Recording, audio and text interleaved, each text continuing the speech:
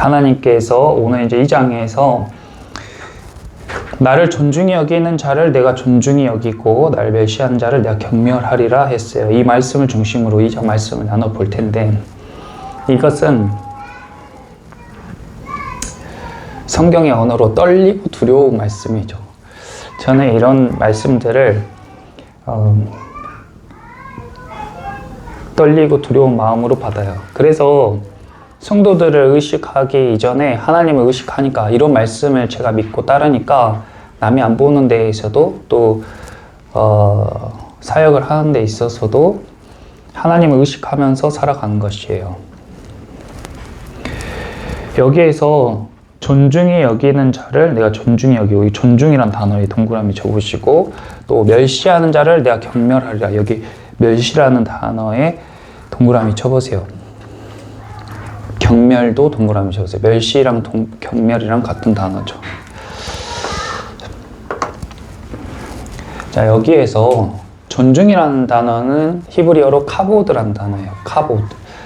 무겁다 이런 뜻이죠. 무겁게 여긴다. 나를 무겁게 여기는 사람을 나도 무겁게 여기고, 또 반대로 멸시는 가볍다는 거예요. 나를 가볍게 여기는 사람을 나도 가볍게 여기겠다.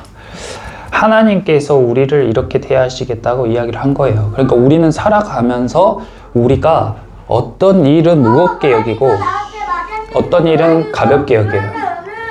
어떤 사람은 무겁게 대하고 어떤 사람은 가볍게 대해요. 그렇죠?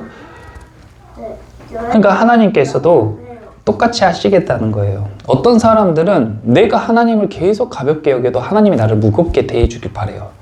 근데 하나님이 그렇지 않으십니다. 근데 이 무게로 이렇게 이야기한 게 어떤 의미인가? 성경에 보면 이런 말씀이 있어요. 잠언 11장 1절 같이 한번 읽어볼게요. 속이는 저울은 여호와께서 미워하시나 공평한 추는 그가 기뻐하시느니라. 또 16장 11절 공평한 저울과 접시 저울은 여호와의 것이요 주머니 속의 저울추도 다 그가 지으신 것이니라. 봐보세요. 속이는 저울은 여호와께서 미워하시나 공평한 추는 그가 기뻐하시느라. 우리가 지금 누가 이런 추 사용하는 사람 있습니까? 저울 사용하는 사람 있어요? 없어요. 그러니까 이것을 읽고 지나간 사람은 우리 시대는 추도 안 사용하고 저울도 안 사용하는데 나랑 관계가 없는 이야기구나 이렇게 생각하는데, 그건 너무 단순한 생각이에요. 이것은 이 시대뿐만 아니라 우리 시대에도 그리고 미래에도 동일하게 적용되는 하나님의 말씀입니다. 그럼 이게 어떻게 적용이 되느냐? 우리가 방금 봤듯이 사람을 무겁게 여기는 사람이 있고 가볍게 여기는 사람이 있어요. 어떤 일을 무겁게 여기는 일이 있고 가볍게 여기는 일이 있어요. 어떤 약속도 무겁게 여기는 약속이 있고 가볍게 여기는 약속이 있죠. 무겁게 여기는 약속은 만사를 제쳐두고라도 그걸 꼭 지키는 거예요. 가볍게 여기는 약속은 작은 일이 있어도 그냥 깨버리는 거예요. 근데 그것을 어떻게 평가하느냐? 저울로 평가하는 거죠. 저울로 평가하는 거예요. 그럼 그 저울이 어딨냐? 우리 안에 있는 거예요. 우리 안에 그런 저울이 다 있어요. 그래서 내가 무겁게 여기는 쪽으로 나는 기울이게 돼 있어요. 그런데 하나님께서는요, 공평한 저울을 기뻐하세요. 하나님께서 공평한 저울을 기뻐하신다고요. 그리고 우리 안에 다 저울추가 있는데 그것도 하나님이 지으신 거예요. 그러니까 우리 안에 있는 그 저울이 뭐냐? 양심의 저울이죠. 그래서 그것이 온전히 작동하면은 반드시 무거운 쪽으로 우리가 기울게 되어 있어요. 그런데 속이는 저울이 있단 말이에요. 속이는 저울이 있어요. 속이는 저울은 무거운 쪽으로 기우는 게 아니라 가벼운 쪽으로 기울 수도 있어요. 무겁게 여겨야 될 사람을 가볍게 여기고요. 가볍게 여겨야 될 사람을 무겁게 여겨요. 그러면 그것은 속이는 저울이거나 고장난 저울이죠. 또 무겁게 여겨야 될 시간이 있고 가볍게 여겨야 될 시간이 있어요.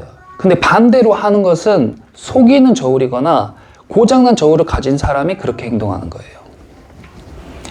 그러면 우리가 어떠한 경우에 속이는 저울을 갖게 되고 어떠한 경우에 고장난 저울을 갖게 되냐? 예를 들어 이런 겁니다. 우리가 저울을 잴 때에, 자, 어떤 사람이 금을 가지고 왔어요. 금을 딱 이렇게 무게를 잽니다. 자, 이 추는 한 돈이 3점 몇 그램이죠? 3점 몇 그램짜리 한 돈짜리 추입니다 하고 이쪽에 딱 올려놨어요. 그리고 금을 딱 올렸는데 이게 수평이 딱 맞으면 한 돈이네요 하고 한 돈 값을 지불하겠죠. 이게 공평한 추예요. 근데 이 사장님이 교묘하게 이 추의 모양은 똑같은데 무게를 살짝 가볍게 자기가 바꿔놨어. 그래가지고 이게 분명히 이 금이 한 돈짜리 금이거든요. 근데 이 추랑 딱 올리니까 이 추가 쭉 내려가. 아니 이 추가 쭉 올라가. 아니 반대죠. 이 추가 쭉 내려가. 그러면 이거 금이 한 돈이 안 되네요. 그러면 또 잘못 만들어 놓은 반 돈짜리 추 딱 올려. 그래가지고 이게 딱 수평이 되면 이거 반 돈이네요 하고 속여서 자기가 가질 수 있잖아요. 반 돈 값을 지불하고 한 돈을 가질 수 있잖아요. 이게 속이는 저울추예요. 그쵸? 그러면 사람이 왜 속이는 저울추를 갖게 돼요? 자기의 욕심 때문에, 자기의 이익을 위해서 속여. 그것이 자기한테 도움이 되니까. 그래서 내 안에 있는 양심이 화인 맞고 고장나요. 왜요? 내 이익과 내 유익을 추구하면서 내 욕심을 따라 살아가다 보면 사람의 저울이 점점 고장난다고요. 그 추가 점점 속이는 추, 가짜 추가 돼. 자기 안에 있는 추가. 이게 온전해야지 무게를 제대로 달 텐데 살아가면서 자꾸 이게 자기의 생각과 자기의 유익을 따라서 변형돼, 이 추가. 그러니까 공평하지가 못하게 바뀌어버린 거예요. 두 번째는 고장난 저울인데 이 저울이 분명히 한 돈짜리 추를 딱 올리고 금을 올렸을 때 이게 수평이 돼야 되는데 이쪽으로 갔다가 왔다 갔다 해. 이건 고장난 거예요. 저울이 어딘가가 고장나서 무게를 제대로 잴 수가 없어. 그러니까 사람도요, 자기 유익을 따라 살아가는 사람의 마음 안에 있는 저울이 고장나 있는 사람 있죠. 속이는 저울을 가진 사람이 있어요. 근데 나중에는 자기가 속인다는 사실조차 몰라. 그것이 정의라고 착각해. 한 돈을 가지고 오는 사람에게 당연히 반돈 값을 지불하고 한 돈의 금을 취하는 게 이제는 일상이 돼버려서 그게 안 되면 오히려 화가 나고 그것이 당연한 것처럼 여겨진단 말이에요. 그게 속이는 저울을 가진 사람이죠. 그리고 고장난 저울을 가진 사람은 뭐가 무거운지 뭐가 가벼운지 판단을 못해. 어떤 때는 이쪽으로 기울었다, 어떤 때는 이쪽으로. 저울이란 것은 일관성이 있어야 되잖아요. 저울이란 건 일관성이 있어야 된다고요. 그래야 그것이 온전한 저울이에요. 근데 저울이 어떨 땐 이쪽으로 기울었다, 어쩔 땐 이렇게 기울었다가 왔다 갔다 고장났단 말이에요. 그런데 사람은 하나님과 관계가 끊어지면서 다 이 마음 안에 하나님이 심어주신 이 저울이 고장나거나 속이는 저울이 되었어요. 그래서 어떤 사람을 무겁게 대해야 되는지, 어떤 사람을 가볍게 대해야 되는지, 어떤 상황을 무겁게 대해야 되는지, 어떤 약속을 무겁게 대해야 되는지, 어떤 시간을 무겁게 대해야 되는지 제대로 질 수가 없는 상태가 됐어요. 근데 예수님을 믿고 우리가 믿음이 생기고 구원을 받았다, 중생했다라는 것은 이 망가진 저울이 회복됐다는 의미입니다. 우리 안에 있는 이런 고장난 저울, 속이는 저울들이 회복되시기를 축복합니다. 그럼 인생이 심플해요. 무거운 거 무겁게 대하고 가벼운 거 가볍게 대하면 돼. 근데 막 머리를 써가지고 이걸 내가 어떻게, 이 무게를 내가 몇으로 해야 되나? 이걸 가볍게 대해야 되나? 무겁게 대해야 되나? 자기 머리 쓰면서 막 골머리 쓰면서 자기 생각대로 안 되면 답답해하고, 그러니까 인생이 꼬이는 거예요. 심플하게 그냥 무거우면 무거운 거고 가벼우면 가벼운 거고, 한 돈이면 한 돈이고 두 돈이면 두 돈이죠. 그러면 간단한 거예요. 선택도 쉽고. 그래서 오늘 본문에 하나님께서요, 그 똑같이 자기 마음의 저울을 갖고 있는 사람들이 있는데 그 저울이 고장난 사람과 그 저울이 온전한 사람을 비교해 놨어요. 첫 번째, 하나님을 멸시하는 자, 하나님을 가볍게 여기는 자, 저울이 고장난 사람, 엘리와 그 아들들의 이야기를 봐볼게요. 이 사람들이 왜 이렇게 고장난 저울을 갖게 됐냐? 첫 번째 이유는 무지하니까. 알질 못해. 무게가 어떤 개념인지, 뭐가 무겁고 뭐가 가벼운 건지 알질 못해. 그러니까 그것을 바르게 잴 수가 없어요. 2장 12절 보세요. 2장 12절 같이 한번 읽어보겠습니다. 엘리의 아들들은 행실이 나빠 여호와를 알지 못하더라. 네. 행실이 나빠서 하나님을 알지 못하는 거예요? 하나님을 알지 못해서 행실이 나쁜 거예요? 둘 다예요. 행실이 나쁘니까 하나님을 알지 못하는 것도 맞아요. 하나님을 알지 못하니까 행실이 나쁜 것도 맞아요.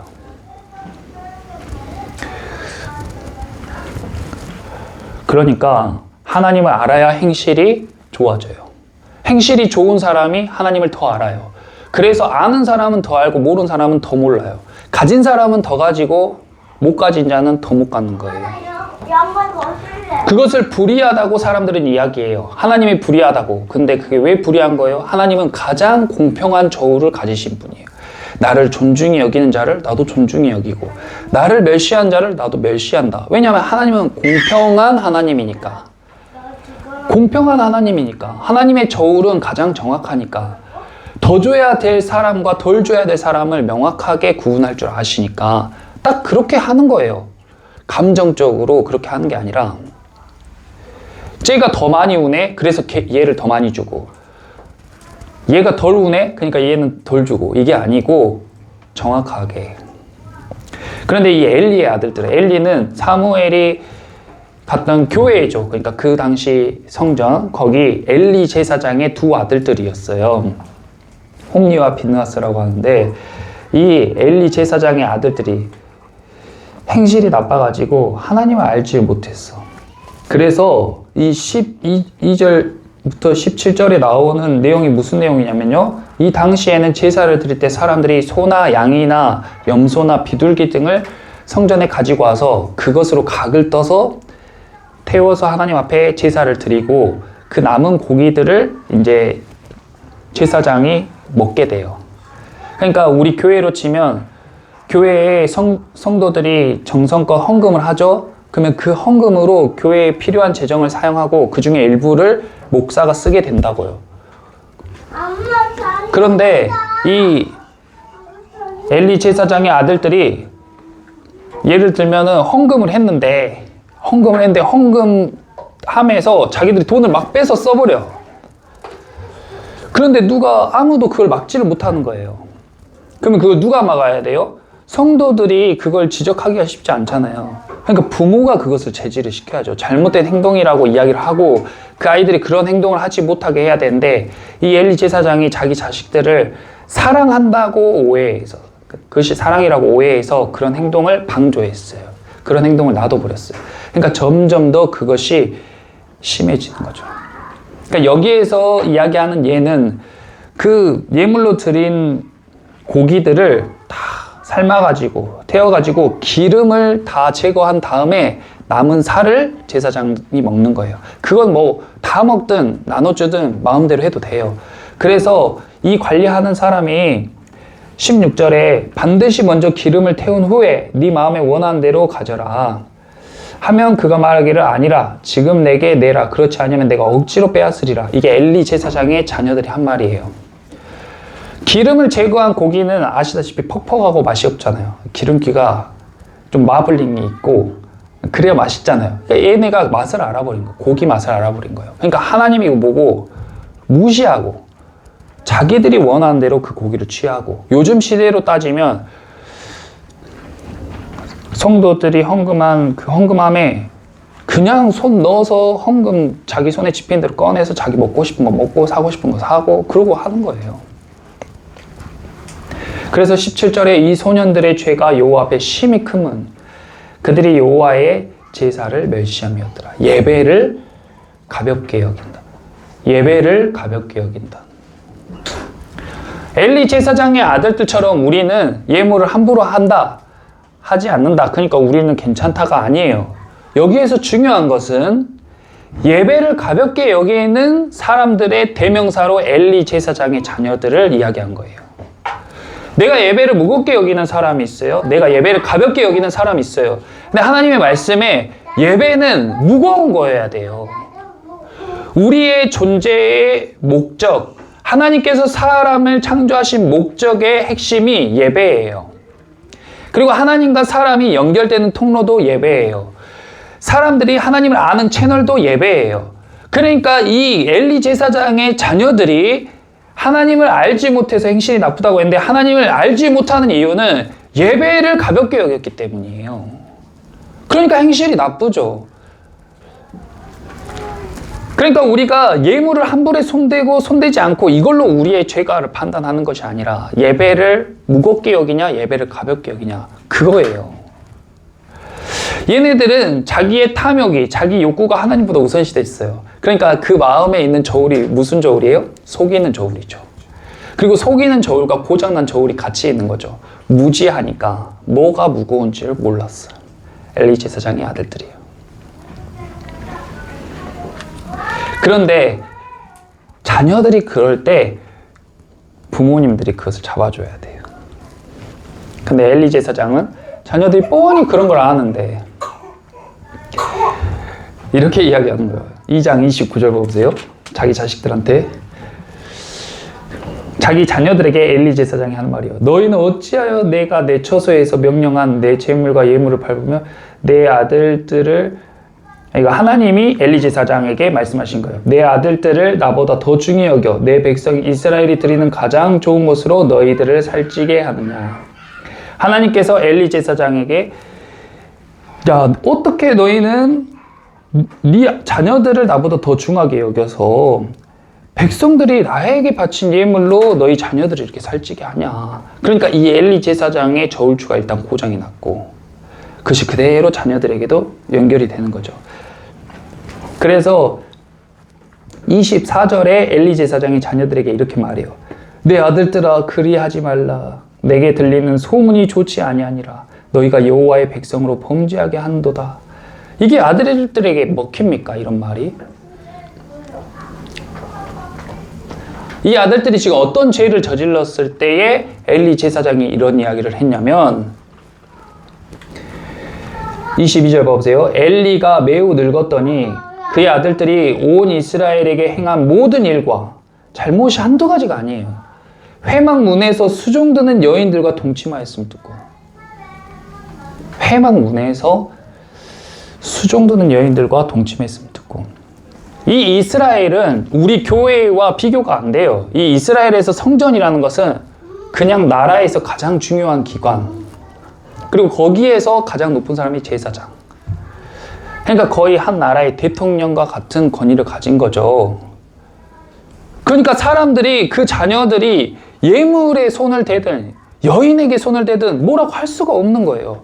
가장 막강한 힘을 가지고 권력을 가진 자가 우리 교회에서 저와 비교할 수 없는 이 나라에서 인정하는 그 성전의 최고 권위자의 자녀들이기 때문에 사람들이 어떻게 할 수 없고 그 문 앞에서 수종드는 여인들을 자식들이 마음대로 겁탈을 하고 강간을 해도 누가 아무 말도 할 수가 없는 그런 상황. 그러니까 그것을 제재하고 뭐라고 할 수 있는 사람은 엘리 제사장 뿐이었는데 엘리 제사장이 애들아 그렇게 하지 말아라. 사람들이 너네에 대해서 안 좋게 이야기하더라. 그러니까 이 자식들이 행실이 갈수록 나빠지죠. 그런데 그것의 출발이 뭐라고요? 예배를 가볍게 여겨요. 하나님을 가볍게 여겨요. 자기 안에 있는 저울이 고장났어요. 그걸 모르고 살아. 근데 그것의 문제가 뭐냐면 그것이 그들을 저주받게 하고 그것이 그들을 죽음으로 몰아넣는다는 거예요.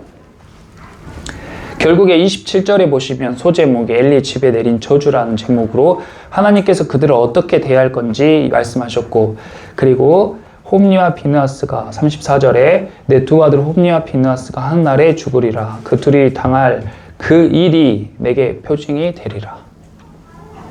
너희가 내가 없다고 생각하고 내가 살아있지 않다 생각하고 너희가 지금 잘 먹고 잘 살고 사람들이 너희한테 쩔쩔매고 너희가 지금 아무 부족함 없이 그렇게 사니까 나를 이렇게 가볍게 여기고 경멸했지.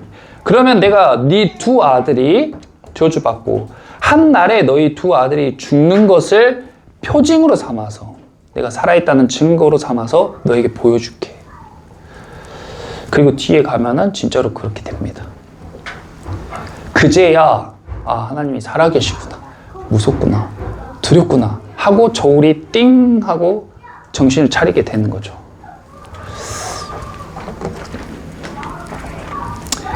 반대로 두 번째, 하나님을 존중하는, 하나님을 무겁게 여기는 자의 이야기로 사무엘의 이야기를 했어요. 이 어린 사무엘은요, 자기 어머니가 한나죠. 기도하시는 분이었어요. 1년에 한 번 엄마를 만나요. 엄마가 1년에 한 번 아들 보면서 잘 지내니? 어디 아픈 데는 없니?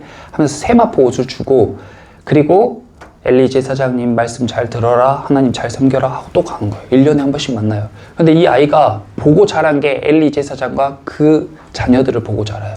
그런데도 삐뚤어지지 않았어요. 어긋나지 않고 그들을 닮아가지 않고 이 아이는 이 아이대로 하나님 앞에서 온전하게 섬깁니다. 2장 18절에 사무엘은 어렸을 때 세마포 에봇을 입고 여호와 앞에서 섬겼더라. 세마포 에봇이 뭐냐면 흰색 그냥 이렇게 로브예요. 흰색 로브. 아무 장식도 없고 아무 꾸밈도 없고 멋도 없고 밋밋한 흰색 그냥 이렇게 두루마리. 그러니까 어린 나이에 이 홈리와 비느하스는 어떻게 했어요? 대제사장은 여기에 보석을 9가지 종류, 12가지 종류의 보석을 앞에다 가슴에 차고 관에다가 황금 관을 쓰고 번쩍번쩍 멋지게 막 채색한 옷을 입고 이게 에봇이라고 하거든요. 그러니까 홈리와 비느하스도 아마 자기들이 그런 옷을 입고 다녔을 거예요. 번쩍번쩍한 옷, 멋진 옷, 명품, 비싼 옷. 그런데 사무엘은 흰색 그냥 로브 하나 딸랑. 그리고 엄마가 1년에 한 번 애가 크니까 사이즈만 다르게. 그러면 그것을 얘는 어떻게 입는 거예요? 깨끗하게만 입는 거예요. 꾸미거나 사람들에게 보이거나 그것으로 자기를 치장하는 데에 시간과 노력을 쓰지 않고 그냥 깨끗하게만 입는 거예요. 그리고 하나님 앞에 자기가 할 도리를 다 하는 거죠.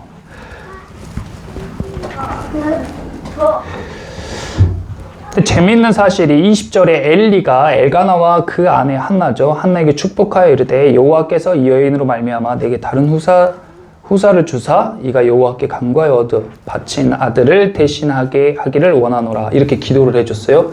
엘리가 엘가나와 그 한나와 그 가족들에게 기도를 해줬어요. 축복 기도를 해줬어요. 근데 그것이 진짜 다 그대로 이루어졌어요. 21절에 여호와께서 한나를 돌보시사 그로 하여금 임신하여 세 아들과 두 딸을 낳게 하셨고, 엘리 제사장은 행실이 나쁘죠. 예배를 가볍게 여기죠. 근데 그 엘리 제사장의 기도가 그대로 이루어졌잖아요. 그러면 이거는 엘리 제사장의 기도가 능력이 있는 거예요? 아니면은 엘가나와 한나의 믿음으로 그들이 자녀를 얻은 것입니까? 엘가나와 한나의 믿음으로 그 기도가 이루어지고 그들이 자녀를 얻게 된 거예요. 제사장의 행실이 나쁘고 그가 하나님을 가볍게 여긴다고 해도 하나님께서는 그 기도를 들으시고 축복할 가정, 하나님께서 존중히 여기고 무겁게 여길 가정에게 그러한 축복을 허락하시는 겁니다. 그렇기 때문에 교회나 목회자 때문에 내가 이렇게 됐다, 그런 말은 안 맞다는 거예요. 그런 곳에도 신실하게 예배드리는 사람들이 있고 그곳에서도 하나님과 친밀하게 동행하는 사람들이 있는 겁니다. 2장 26절에 사무엘의 삶을 요약하는, 하나님께서 그의 삶을 요약하는 말씀이 있는데 2장 26절에 아이 사무엘이 점점 자라매 여호와와 사람들에게 은총을 더욱 받더라. 저와 여러분의 자녀들도 사무엘처럼 점점 자라면 자랄수록 하나님과 사람들에게 은총을 받는 자녀들이 되기를 축복합니다. 네. 그러니까 아이 사무엘이 그렇게 될 수 있었던 이유는 그의 부모님이 엘가나와 한나가 예배를 무겁게 여기고, 엘가나는 매년 실로까지 가서 예배드리던 사람, 그리고 한나는 기도하던 어머니였잖아요. 그러니까 이 자녀가 이렇게 하나님 앞에 사랑받는 자녀로 클 수가 있었다는 거예요. 신앙생활을 하면 코람데오라는 말을 많이 듣게 되는데, 코람데오라는 것은 하나님 앞에서라는 뜻이에요. 데오가 하나님, 신을 이야기하죠. 데우스, 제우스, 데우스, 제우스, 이게 다 신이란 뜻이잖아요. 코람이 앞에서라는 뜻이죠. 그러니까 코람데오 하면 신 앞에서, 하나님 앞에서. 우리가 언제 어디 있든지 내가 하나님 앞에 있다는 사실을 기억해야 돼요. 그러면 사람들 눈치를 보는 게 아니라 하나님의 시선을 의식하는 삶을 살 수가 있죠. 누가 사람이 있으면 이렇게 하고 없으면은 대충 하고, 그게 아니고 일관성 있게 살 수 있는 방법은 늘 하나님을 의식하면서 사는 거예요.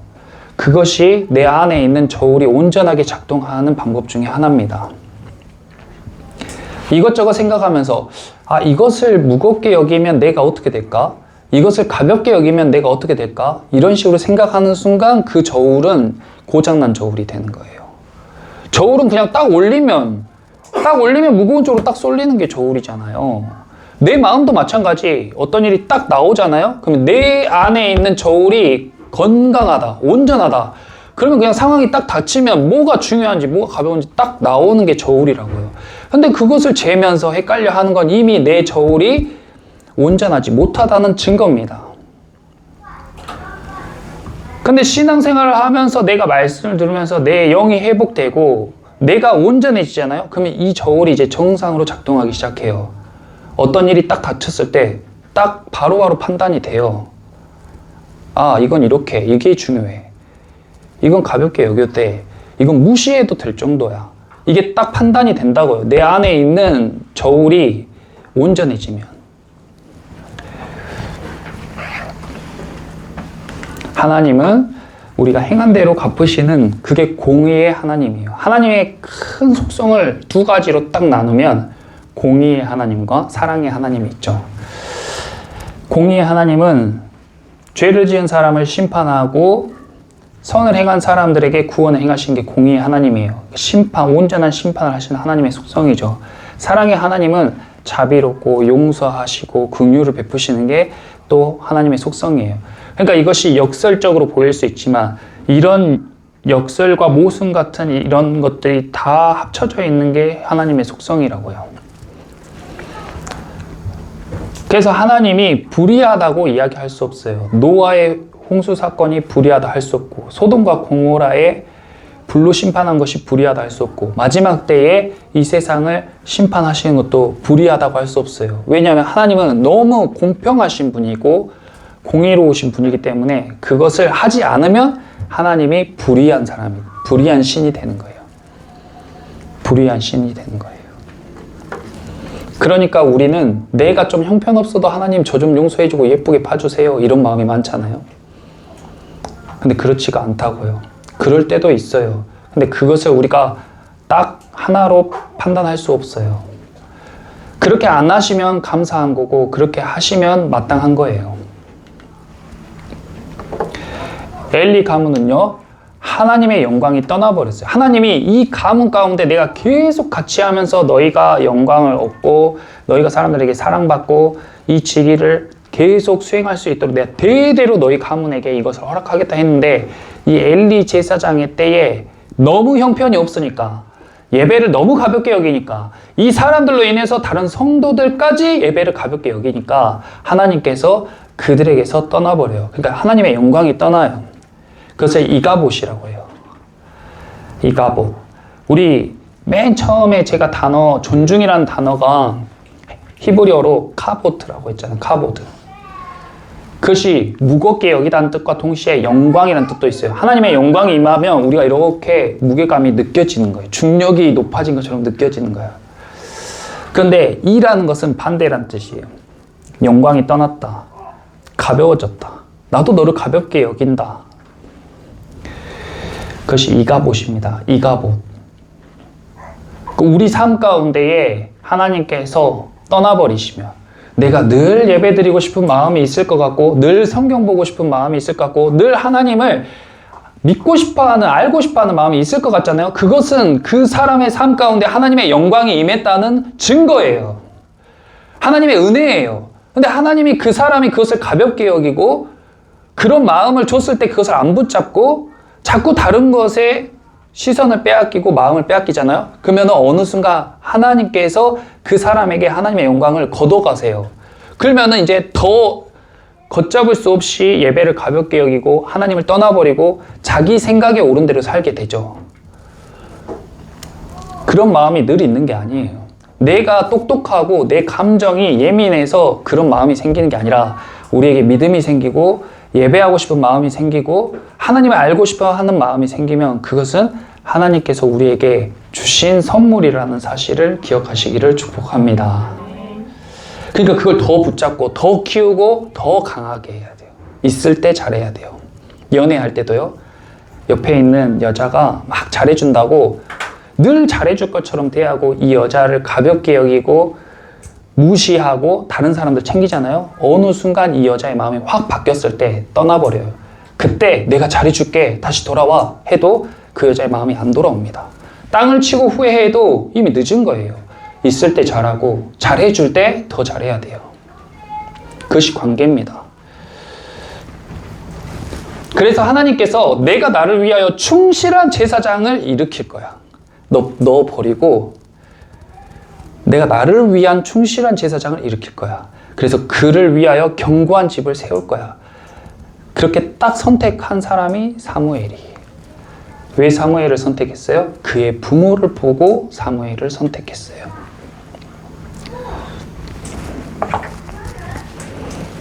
그럼 여러분의 저울은 지금 잘 작동하고 있습니까? 삶 가운데서 내가 무겁게 여겨야 될 게 뭔지, 가볍게 여겨야 될 건 뭔지, 교회에서, 가정에서, 직장에서 나에게 닥친 상황, 나에게 닥친 문제들, 나에게 있는 많은 여러 가지 선택의 순간들, 그 선택이 바로 이 저울이잖아요. 선택이 저울이에요. 우리 인생 가운데 수많은 선택할 일들이 있어요. 그때 내가 A를 택할지 B를 택할지는 무거운 쪽을 택한다고요. 사람은 무조건. 그러면 내 저울이 온전하잖아요. 그럼 선택이 쉬워. 근데 내 저울이 온전하지 못하잖아요. 그러면은 선택이 어려워. 잘못된 선택을 해. 인생이 꼬여. 삶이 자꾸 힘들어. 그런데 그런 걸 남 탓하거나 환경 탓해서는 안 된다. 그러면 우리는 다시 처음으로 돌아가야 돼요. 어디서부터 내가 잘못 선택했지? 어디서부터 내가 이게 헷갈렸지? 어디서부터 언제부터 내가 이것을 잘 선택 못하게 되었지? 타고 올라가다 보면 그러면 예배가 나오는 거예요. 그러면 예배에서부터 이것을 다시 회복해 가야 돼요. 예배에서부터 다시 회복해 가야 된다고요. 그렇게 하나하나 다시 하나하나 우리가 온전히 맞춰가는 거예요. 그러다 보면은 예배에 대해서 그런 감각을 회복하면은 일상에서도 점점 그런 게 회복되는 거예요. 삶이 심플해지고 쉬워지는 거예요. 선택이 단순해지는 거예요. 내 선택에 대해서 불안해하거나 두려워하거나 염려하지 않게 되는 거예요.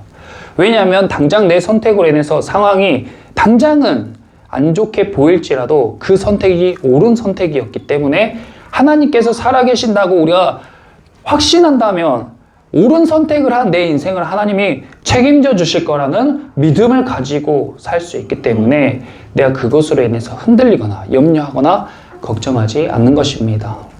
그러므로 우리가 우리 삶 가운데 내 안에 하나님께서 주신 그 저울, 이 저울이 지금 잘 작동하고 있는지 다시 한번 돌아보시고, 내가 이것이 고장나거나 아니면 나도 모르게 속이는 저울이 돼버려가지고 내 삶 가운데 중요한 것을 중요하게 여기지 못하고 가볍게 여길 것을 중요하게 여기며 살아가지 않았는지 그런 것들을 다시 한번 점검하시고, 이 시간 함께 기도하실 때에 저도 사무엘처럼 엘가나와 한나처럼 예배를 중히 여기고 하나님을 중히 여기는 인생이, 그래서 내 마음 안에 있는 그 저울이 내 삶 가운데 온전하게 작동할 수 있도록 회복시켜 주세요 하고 기도하는 시간이 되었으면 좋겠습니다.